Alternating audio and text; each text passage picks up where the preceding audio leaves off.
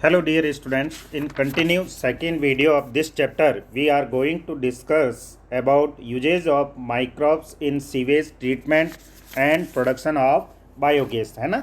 Major उसी continuation में जो फर्स्ट में अपने स्टार्टिंग में किया था, uses of microbes in household product से related, microbes in industrial product, और उसी कंटिन्यूस में अपन uses of microbes in sewage treatment, और फिर उसके बाद में uses of microbes in production of biogas से रिलेटेड डिस्कसिंग कर रहे हैं। ओके, तो आप अच्छी तरीके से जानते हैं कि एवरी डे, चाहे वो सिटी हो चाहे टाउन्स, है ना, large amount of quantity of water waste होता है। ठीक है, वो सीवेज वाटर के फॉर्म में म्यूनसिपल वेस्ट वाटर को क्या बोला जाता है? सीवेज वाटर, है ना। अब सीवेज वाटर में क्या होगा? लार्ज नंबर ऑफ पॉल्यूटेंट्स होंगे, जर्म्स होंगे, जो कॉजेज ऑफ डिजीज़ के लिए रेस्पॉन्सिबल है, और एयर पॉल्यूशन हो चाहे वाटर पॉल्यूशन से रिलेटेड रेस्पॉन्सिबल है। ओके, तो इस सीवेज वाटर को यदि अपन प्रॉपर वे से, एक साइंटिफिक वे से ट्रीटिंग कर ले बाय यूज़ ऑफ माइक्रोब्स के थ्रू, तो इसको इरिगेशन के फॉर्म में वाटर का रीयूज हो सकता है। ओके, और जितनी भी डिजीज़ है उनसे अपन प्रिवेंटिव हो सकते हैं वाटर बॉर्न डिजीज से रिलेटेड। ओके, तो अब अपन बात करते हैं कि कौन से स्टेप्स है सीवेज ट्रीटमेंट से रिलेटेड। 2 स्टेजेज में बात करेंगे। फर्स्ट स्टेजेज है वो प्राइमरी ट्रीटमेंट या फिजिकल ट्रीटमेंट के नाम से जाना जाएगा। सेकेंड जो स्टडी करेंगे वो कौन सा है? बायोलॉजिकल या सेकेंडरी ट्रीटमेंट से related. Okay, we now that large quantity of waste water are generated every day in cities and towns. A major component of this waste water is human excreta. उसके अंदर human excreta भी mix up है ना। This municipal waste water is also called sewage. उसको sewage बोला जाएगा, municipal waste water को। Okay, it contain large amount of organic matter हो सकता है उसके अंदर, एंड माइक्रोब्स होगा, many of which are pathogenic होते हैं, कॉजिंग ऑफ डिजीज से रेस्पॉन्सिबल होंगे, है ना, related. Have you ever wonder where this huge quantity of a sewage or urban wastewater is disposed of daily?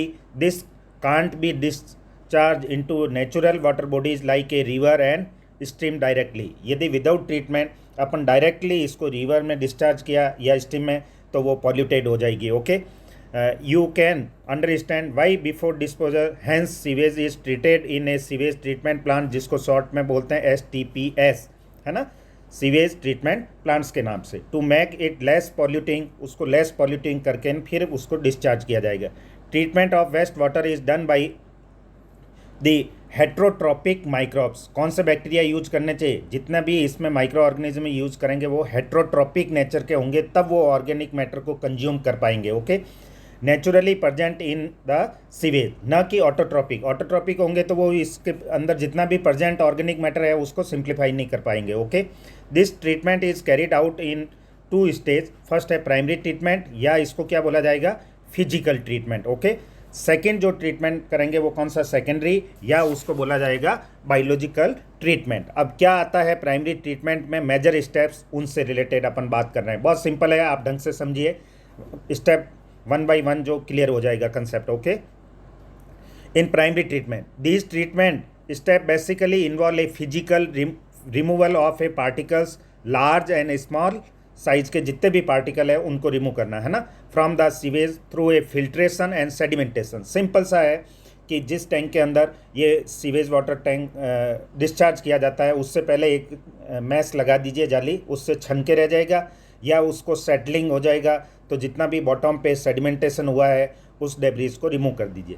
These are removed in a stages. कैसे होगा? Initially floating debris, जो ऊपर तैरती हुई है उसके ऊपर तो ग्रिड घुमा के अलग कर लीजिए, is remove by sequential filtration.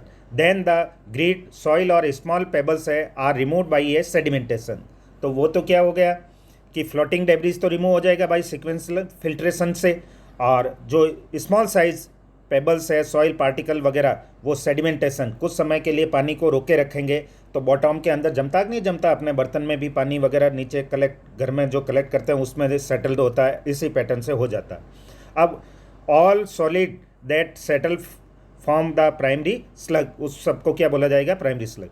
And the supernatant from the effluent, ऊपर वाला तैरता हुआ, the effluent from the primary settling tank is taken for a second treatment. फिर उसमें से जो नीचे सेटल डाउन हो गया उसके ऊपर ऊपर का जितना भी लेयर पानी क्या रहेगा वो पास वाले टैंक में ट्रांसफ़र कर देते हैं फॉर सेकेंडरी ट्रीटमेंट। अब सेकेंडरी ट्रीटमेंट के अंदर क्या यूज किया जाता है, किस मेथड से, उनको थोड़ा ध्यान से समझिए। पहला सिंपल सा प्राइमरी में हो गया फिल्ट्रेशन होना, और उसके साथ साथ क्या करना है, सेडिमेंटेशन प्रोसेस है। अब अपन बात कर रहे हैं सेकेंडरी ट्रीटमेंट और biological treatment of sewage water. Okay, इसमें क्या होगा, माइक्रो ऑर्गेनिज्म यूज होंगे, वो किस वे से होगा, है ना। The primary effluent is passed into a large aeration tank, पास वाले में एक लार्ज टैंक में जहाँ एरिएशन हो उसके अंदर, नहीं तो पंप के थ्रू एयर पास आउट की जाएगी। Where it is constantly agitated, उसको बार बार क्लॉकवाइज एंटी क्लॉकवाइज घुमाते रहेंगे जिससे कि वो एक जगह सेटल नहीं हो।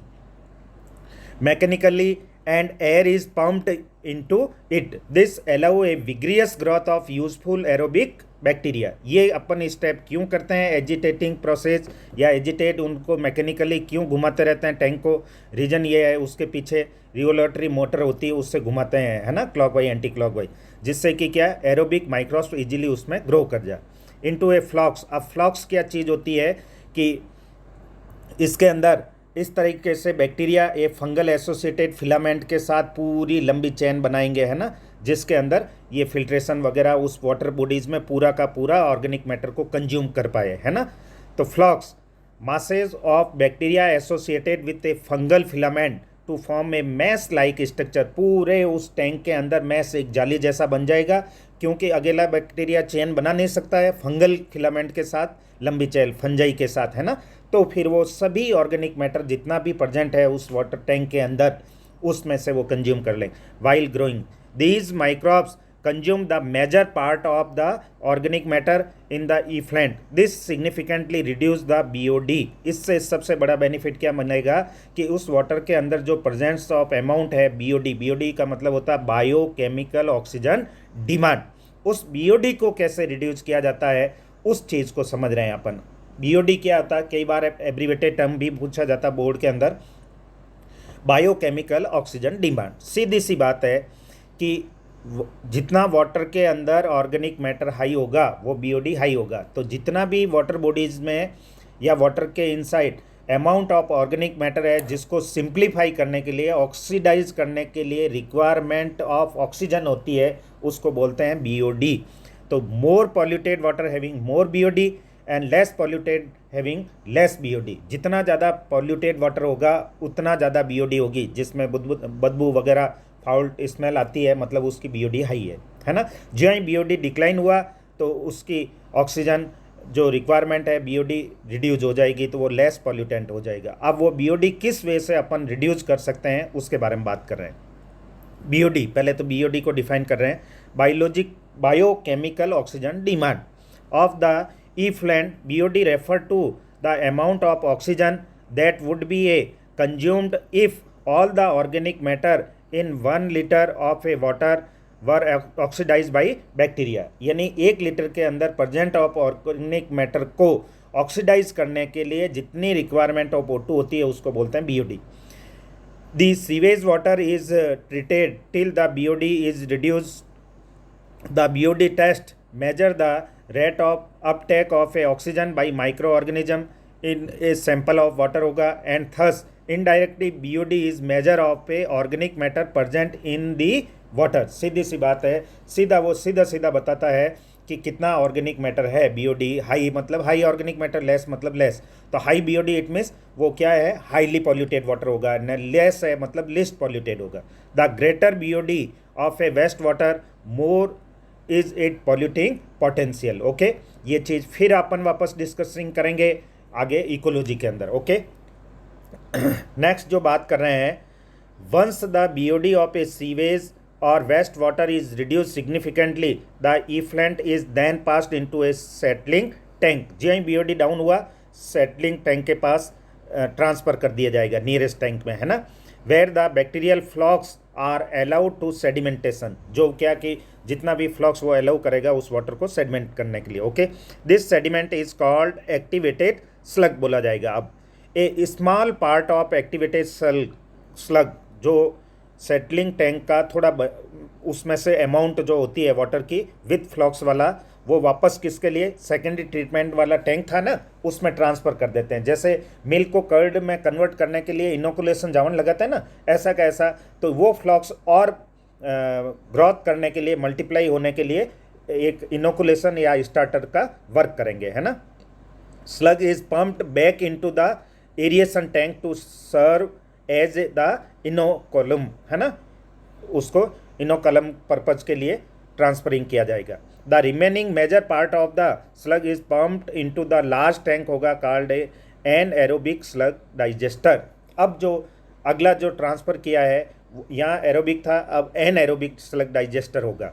Here other kind of A bacteria होंगे विच ग्रो एन एरोबिकली, यानी अब्सेंस ऑफ O2 में ग्रोइंग करने के लिए सर्वाइविंग होने वाले बैक्टीरिया यहाँ ग्रो करेंगे। तो यहाँ ऑक्सीजन अवेलेबल नहीं, वो क्या करेंगे, digest the bacteria and the fungi in the slug. जितना भी उस वाटर के अंदर फ्लॉक्स था, यानी bacteria associated with fungal filament slug था, उसको डिस्ट्रॉय कर देंगे वो, ओके, क्योंकि वो एरोबिक बैक्टीरिया थे और ये एन एरोबिक है, तो वो ऑक्सीजन नहीं मिलेगी तो वो ऑटोमेटिक डिस्ट्रॉय हो जाएंगे और एन एरोबिक उनको कंज्यूम करके डिस्ट्रॉय करेंगे। During this digestion bacteria produce a mixture of gases produce करेंगे, उनको बायोगैस बोलेंगे। देखो अभी अपन इसी वीडियो में सेकेंड पार्ट में स्टडी कर रहे हैं microbes in production of biogas से related.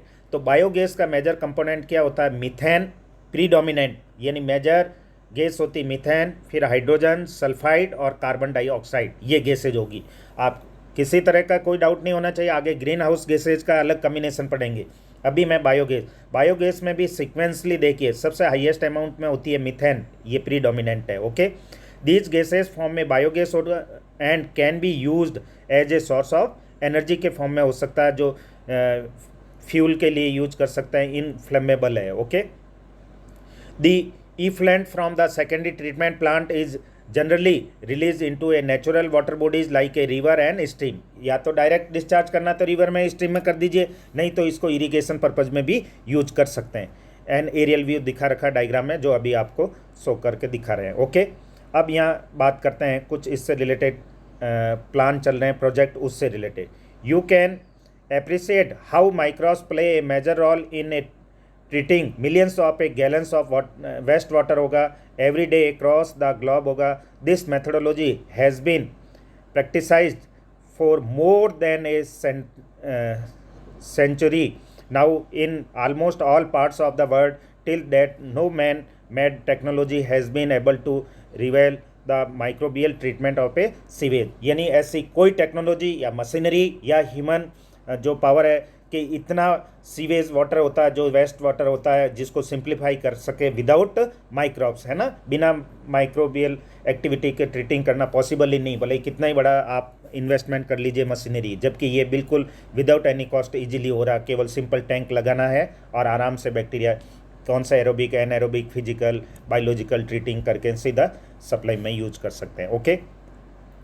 You are aware that the increasing urbanization sewage is being produced in a much larger quantities। जितना बड़ा शहर उतना ज़्यादा pollution than ever before। However, the number of sewage treatment plants has not increased enough to treat such large quantities, so the untreated sewage is often discharged directly into a river।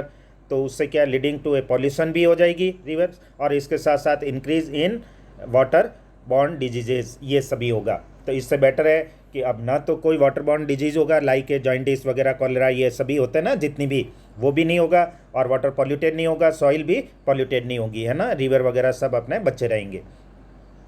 तो the ministry of environment and forest has initiated Ganga action plan, river के नाम के हिसाब से, and Yamuna action plan होता to save these major rivers of our country, सभी नदियों को बचाने के हिसाब से, है ना। अंडर दीज प्लान्स होगा it is proposed to build a large number of sewage treatment plants होगा, so that only treated sewage may be discharged in the river। A visit कहीं पे भी आसपास कहीं सीवेज ट्रीटमेंट प्लांट हो अपने nearest, तो आप विजिट करके ना अपने नॉलेज गेन कर सकते हैं, ओके। तो ये सिंपल मेथड था कि सीवेज ट्रीटमेंट करके वाटर को कैसे रिवर्स को पॉल्यूटेंट्स फ्री कर सकते हैं या डिजीज़ फ्री रख सकते हैं वाटर बॉर्न डिजीज़ से, या प्राइमरी ट्रीटमेंट क्या, सेकेंडरी ट्रीटमेंट क्या है ना, बीओडी की फुल फॉर्म, बीओडी की डेफिनेशन है ना, बीओडी का क्या मेजरमेंट रहता है वाटर पॉल्यूशन से रिलेटेड है ना, एक्टिविटी स्लग क्या है, फ्लॉक्स क्या है, इसमें कब एरोबिक एनएरोबिक या बायोगैस के कंपोनेंट है जिसमें मिथेन है वो प्री डोमिनेंट है। अब उसी कंटिन्यूस में अपन uses of microbes in production of biogas से रिलेटेड बात करते हैं। ओके बेटा, biogas is a mixture of gases है, ठीक है, वो मिक्सचर ऑफ गैसेज में जैसा अभी स्टार्टिंग में बताया इसी पार्ट में, तो मिथेन है, हाइड्रोजन है, सल्फाइड है, इसके साथ साथ और कौन CO2 वगैरह है ना, पर कंटेनिंग ए प्री डोमिनेंट होगी वो कौन सी होगी, मिथेन होगी। Produce by a microbial activity and which may be used as a fuel, इसका भी फ्यूल के फॉर्म में यूज कर सकते हैं, साथ साथ लाइटनिंग में भी यूज कर सकते हैं।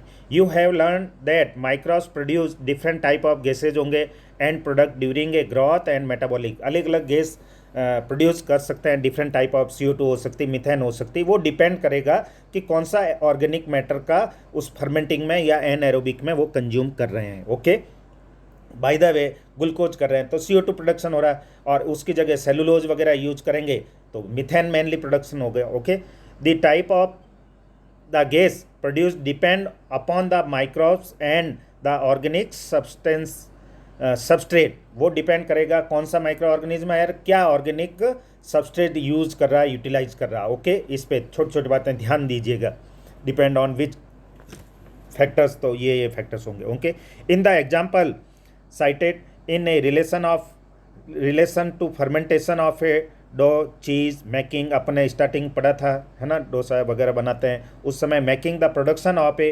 बीवरेज वगैरह, द मेन गैस प्रोड्यूस थी वहाँ कौन सी थी, CO2, एथेनॉल वगैरह आपने बताया था उसके हिसाब से है ना, सैक्रोमाइसिस सर्वेसई के थ्रू है ना, उसके अलावा भी चीज़ में वगैरह है ना, कौन कौन सा बैक्टीरिया था उसके हिसाब से, तो मेनली वहाँ CO2 थी, जबकि यहाँ गोबर गैस प्लांट के अंदर जो मेनली गैस प्रोड्यूसिंग होगी वो कौन सी होगी, methane. Okay, however certain bacteria which grow anaerobically on a cellulosic material, कौन सा सेलुलोजिक मटेरियल यूज किया बाय द वे, तो produce a large amount of a methane होगा अलॉन्ग विथ CO2, H2 जरूर होगी पर लार्ज अमाउंट में, या प्री डोमिनेंट कौन सी होगी, मिथेन होगी। These bacteria are collectively called methanogen, इन बैक्टीरिया को कौन सा बोलेंगे, methanogen. And one such common bacteria is a methanobacterium, तो बैक्टीरिया कौन सा हुआ, बैक्टीरिया को, ग्रुप ऑफ बैक्टीरिया को तो बोलेंगे मिथेनोजन क्योंकि मिथेन प्रोड्यूसिंग वाले, और इसमें है methanobacterium. These bacteria are commonly found in the anaerobic sludge during a sewage treatment, anaerobic में होगा और सीवेज ट्रीटमेंट में भी बात की थी, यहाँ पे भी बात कर रहे हैं पर। These bacteria are also present in the rumen a part of stomach, देखो कि ह्यूमन का जो स्टमक होता है उसके कितने पार्ट होते हैं, आपने पढ़ा होगा डाइजेस्टिव सिस्टम में 3 पार्ट, जैसे यहाँ बताया था 3 पार्ट में कार्डियक, पाइलोरिक, फंडस, पर इन कैटल्स के अंदर यही स्टोमक होगा वो कितना पार्ट में हो जाएगा, 4 पार्ट में, एक एडिशनल पार्ट होता है इसको बोलते हैं रुमेन है ना, इसके अंदर क्या होंगे, ये मिथेनोजन बैक्टीरिया होते हैं, और इसके साथ साथ क्या होगा कि जब एनिमल ग्राजिंग करते हैं तो फास्ट फीडिंग कर जाते हैं, फिर रेस्ट आवर्स में देखो आप बैठे बैठे अपने रिवर्स मैकेनिज्म से बकल कैविटी के अंदर चेविंग करते हैं रेस्ट टाइम में है ना, फिर उसके अंदर वापस कलेक्ट करते रहते हैं, तो ये स्टोमक का जो 4th पार्ट होता है उसको रुमेन बोला जाता है, उसके अंदर ये बैक्टीरिया रहेंगे। Okay, these bacteria are also present in the rumen a part of stomach of cattle होगा, a lot of cellulosic material present in the food of cattle is also present in the rumen, जितना भी है cellulosic part होगा rumen. In rumen these bacteria help in the breakdown of a cellulose and play important role in the nutrition of a cattle, तो cattle के nutrition के लिए, digestion के लिए हेल्पफुल है ये बैक्टीरिया, कौन से, मिथेनोजन वाले है ना, मिथेनोबैक्टीरियम, जबकि ह्यूमन बीइंग इतना सेलुलोज फूड में यूज करता ही नहीं, केवल थोड़ा बहुत होता है तो वो बकल कैविटी में डाइजेशन हो जाता है, बाकी रिमेनिंग की जरूरत ही नहीं है ना, पर इन एनिमल के लिए इस स्टोमक का एक सेपरेट पार्ट ही है, उसके अंदर डाइजेस्ट होता है compartment. Do you think we human being are able to digest the cellulose present in our diet होगा, या फिर पहले एंसेस्टर ऑफ ह्यूमन की बात करेंगे जिसमें ह्यूमन इवोल्यूशन से रिलेटेड, तो उस समय ज़रूर अपेंडिक्स था, और अपेंडिक्स है वो सेलुलेज एंजाइम बनाते थे, सिम्बायोटिक बैक्टीरिया होते थे, वो उसके डाइजेशन के लिए हेल्पफुल है। पर अब इतना रहा ही नहीं, तो वो रॉली नहीं, वो भी एक वेस्टिजियल ऑर्गन के फॉर्म में रह गई। Okay, thus the excreta dung of a cattle commonly called गोबर, और उनको क्या बोला जाएगा, गोबर, is rich in these bacteria, उस गोबर के अंदर बहुत सारे ये बैक्टीरिया होंगे। Dung can be used for generation of a biogas, उसको जनरेट करने के लिए यूज करते हैं, कॉमनली कॉल्ड गोबर गैस, और उसको क्या बोला जाएगा, गोबर gas. The biogas plant consist of, अब स्ट्रक्चर जो एक सिंपल है, कैसा ये सेटअप करते हैं इस गोबर गैस प्लांट को, तो सिंपल सा प्लांट कंसिस्ट ऑफ एक कंक्रीट टैंक होगा, वो 10 to 15 फीट डीप, गहरा खड्डा खोद के चारों तरफ कंक्रीट का कर लेते हैं, जैसे टाँका बनाते हैं ना उस पैटर्न से गोल राउंड में, है ना। In which bio waste are collected and slurry of dung is fed, इसके अंदर मिक्स किया जाएगा काउ डंग का प्लस वाटर मिक्स करके। ये फ्लोटिंग ऊपर लिड होगा, इन्वर्टेड, उल्टा रख देते हैं, जो गैस का प्रोडक्शन होगा तो वो इजीली मूवमेंट कर सकता है। डायग्राम को अभी अपन थोड़ा बाद में करते हैं, पहले इस टाइप क्लियर कर देते हैं। Placed over the slurry which keep on rising as the gas is produced in the tank, जहाँ प्रोडक्शन होगा गैस का तो ये लिड अपर साइड में मूव करेगा। Due to the microbial activity the biogas plant has an outlets होगा which is connected to a pipe to a supply biogas to nearby house, nearest अपना house में supply दे सकते हैं, जिसका cooking में भी यूज कर सकते हैं फ्यूल के फॉर्म में, और लाइटनिंग में भी यूज कर सकते हैं। The spent slurry is removed through another outlet होगा, दूसरे टैंक के अंदर कलेक्ट कर देंगे, may be used as fertiliser. अब ये फर्टिलाइजर केमिकल फर्टिलाइजर से तो इसलिए बेटर है कि इसके अंदर कोई केमिकल नहीं है, केमिकल तो एयर पॉल्यूशन करते हैं, सॉइल वाटर वगैरह सभी पॉल्यूशन करेंगे, सॉइल को बैरन कर देंगे। जबकि ये स्लरी, जबकि डायरेक्ट यदि काउ डंग अपन फर्टिलाइजर के फॉर्म में यूज करते हैं तो उसके अंदर बहुत सारे सीड्स अनडाइजेस्ट अनडिजॉल्व जो डाइजेशन में नहीं पार्टिसिपेट हुए, वो डायरेक्ट वीड्स के फॉर्म में फील्ड में ग्रोइंग कर जाएंगे, तो मेन क्रॉप के साथ compete करेंगे। जबकि ये मिथेनोजन बैक्टीरिया उन वीड्स को, जितने भी सीड्स वगैरह अंदर होंगे सब को डाइजेस्ट कर जाएंगे, तो ये फर्टिलाइजर बेटर रहेगा फील्ड के लिए। ओके, ये भी बेनिफिट है स्लरी का यूज करने का। Cattle Dang is available in a large quantity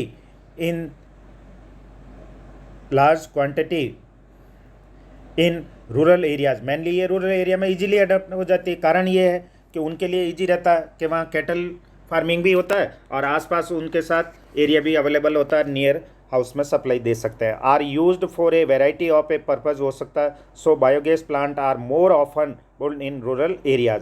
तो the biogas thus produced is used for cooking and lightning, ये यूजेज ऑफ बायोगैस का हो गया। ठीक है, दी पिक्चर ऑफ बायोगैस का जो डायग्राम में अपन क्लियर कर रहे हैं, the technology of biogas production was develop in India mainly है वो किसके, due to the effort of Indian agriculture research institute AIARI जो सिचुएटेड है न्यू दिल्ली, उनके सपोर्ट से, और उनके साथ साथ खाड़ी एंड विलेज इंडस्ट्रीज कमीशन जिसको बोलते हैं KVIC, है ना। If your school is situated in a village और नियर द विलेज है तो it would be very interesting to query if there are any biogas plant nearby, visit the biogas plant and learn more about it from the people who are actually managing it. ठीक है, ये तो आसपास मिले नहीं मिले तो सबसे बेटर है अपने कभी उदयपुर यूनिवर्सिटी आपको जाना हो नज़दीक में आपके सुगाड़िया यूनिवर्सिटी में, तो इसके बायोगैस के AG डिपार्टमेंट में, एग्रीकल्चर डिपार्ट के अंदर different type of biogas plant वगैरह कैसे डेवलप करना और इसको ईजी कैसे करना, डीप या थोड़ा उसमें कम डीप रखते हुए अलग अलग कैडर के बनाए हुए सभी तरह के ये प्लांट वहाँ पे लगे हुए हैं। आप आराम से विजिट कर सकते हैं और देख सकते हैं। ओके, और अपनी तरफ से कहीं बना स्कूल से विजिट तो अपन एक्सक्रिएशन के बहाने विजिट करके आएंगे और देख के आएंगे। अब मैं थोड़ा डायग्राम से आपको क्लियर कर रहा हूँ कि बायोगैस प्लांट क्या होता है। ये सिंपल सा मैंने बताया, कंक्रीट का 10 से 15 फीट डीप बना दिया गड्ढा, उसके अंदर क्या इन्वर्टेड ये लिड सेट कर दिया। ठीक है, ये मूवेबल है, जो गैस प्रोडक्शन होगा अप मूव हो जाएगा। क्लियर है। इधर साइड से ये कनेक्ट कर देते हैं, जिसमें मिक्स किया जाता है डंग एंड वाटर, दोनों मिक्स करके इधर से जो ही आएगा मिथेनोजन बैक्टीरिया अपनी एक्टिविटीज़ के थ्रू ये मिथेन है, CO2 वगैरह, इसका प्रोडक्शन होगा बायोगैस, जो कि पाइप के थ्रू आगे सप्लाई दी जाएगी नियरेस्ट हाउस में। इधर अपन जब कंप्लीट प्रोडक्शन हो गया तो उसको स्लरी को कलेक्ट करने के लिए स्लग टैंक होगा, उसमें कलेक्ट कर लेंगे। फिर जब ज़रूरत होगा तो फील्ड में डायरेक्ट फर्टिलाइज़र के फॉर्म में इसका यूज कर लेंगे। तो ये डाइजेस्टर पार्ट है और इसके साथ साथ ये गैस होल्डर है, आपने दिखा रखा डायग्राम में। ये बायोगैस प्लांट का सिंपल सा व्यू है जिसमें आप अच्छी तरीके से समझ सकते हैं। Okay, thank you. उसी कंटिन्यूस में थर्ड वीडियो में अपन स्टडी करेंगे माइक्रोब्स का uses in as bio control agents के फॉर्म में and microbes as bio fertiliser, किस वे से बायो फर्टिलाइज़र में यूज हो सकते हैं और किस वे से बायो कंट्रोल एजेंट्स के फॉर्म में यूज कर सकते हैं। Okay, thank you.